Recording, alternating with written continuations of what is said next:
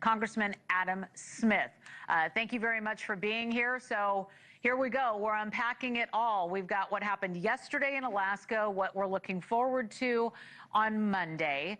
I want to get your take on it all. But first, let's take a quick listen to Putin yesterday together, and we'll talk on the other side. I tried to convince my previous American colleague that the situation should not be brought to the point of no return when it would come to hostilities. And I said it quite directly back then that it's a big mistake. Today, when President Trump saying that if he was the president back then, there will be no war. And I'm quite sure that it would indeed be so.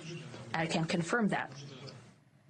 All right. So, Putin is saying there would be no war between Russia and Ukraine if Trump had been president. And we know that Russia attacked Ukraine just hours ahead of this meeting and reports after as well. So, what do you think how do you think that Zelensky will react to that when he meets with Trump on Monday?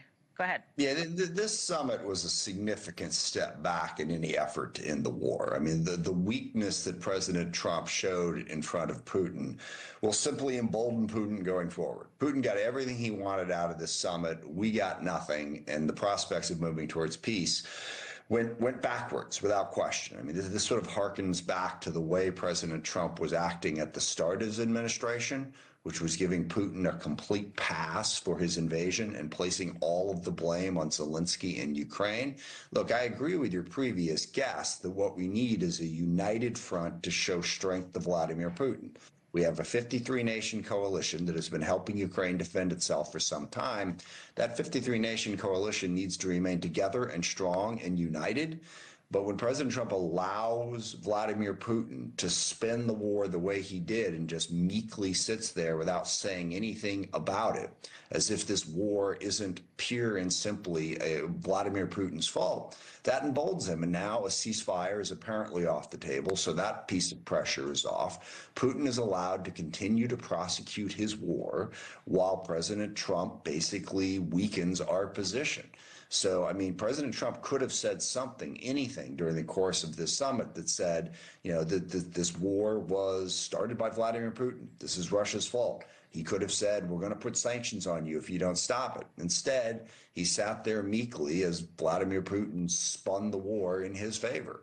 So this is a step back, without question, to getting us to an end to this war. But wait a minute, meekly? I mean, do you really feel like that's how it went?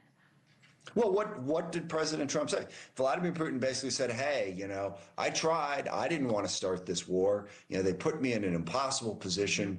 So here we are. I'm sure if Trump was there, everything would have been fine. Did Trump say anything? Did he say anything like, no, Vladimir, you started this war. You did not have a legitimate security justification for this war. Ukraine in no way threatened Russia. You started a war of aggression to take over territory that you don't have a right to. No, he just listened to him and let him say it. Actually was quite happy about it, obviously, because it hit the big thing that the President Trump seems to care about, which is to make it look like, if he was in charge, everything would have been fine. And of course, that's really funny because he is in charge right now. Right. And everything is very much not fine. Yeah. The war has been accelerating for 8 months since President Trump got in office. And yet he wants to live in this mythical world where simply by the sheer force of his personality, all the world's problems go away. Peace in the Middle East, peace in Ukraine. The only problem is it doesn't happen because you got to do the work to make it happen. Listen, I got to ask you about former Secretary of State Hillary Clinton. She actually has said, I'm sure you've seen this, that she would nominate the president for the Nobel Peace Prize. Things go well. Let's take a listen to that. He could bring about the end to this terrible war where Putin is the aggressor, invading a neighbor country, try to change the borders. If he could end it without putting Ukraine in a position where it had to concede its territory to the aggressor, if we could pull that off, if President Trump were the architect of that, I'd nominate him for a Nobel Peace Prize. I mean, what do you think of that? Well, she did not say what you said she said.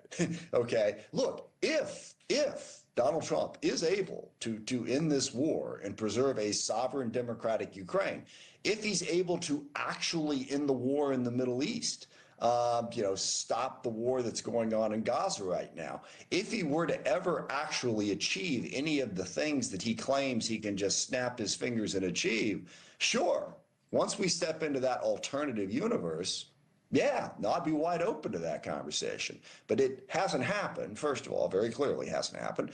And second of all, we need to analyze, okay, what just happened at this summit in terms of moving us closer to that outcome or further away from it? And I think we moved further away from it because Vladimir Putin was given a complete pass once again. No pressure on him, no threats of sanctions, no threats of any action whatsoever. I mean, the conversation's fine. Look, I'll give President Trump credit. I think it makes sense to have a conversation with Vladimir Putin. You have to have a dialogue, but you also have to show some strength and not just let Putin spin the entire conversation in his direction.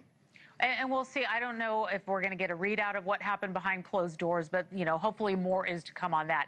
Listen, I want to turn to the Democratic Party and the New York mayoral race. So just one final thing on that. Okay. Whatever happened behind closed doors isn't nearly as important as the broader public message. And that is the opportunity that was missed. I'm sure they'll lie about what was said behind closed doors, but what we actually saw, what the world actually saw, not helpful. All right. Well, we'll just keep the topic to the big news of the day, and we've got to end it there for time.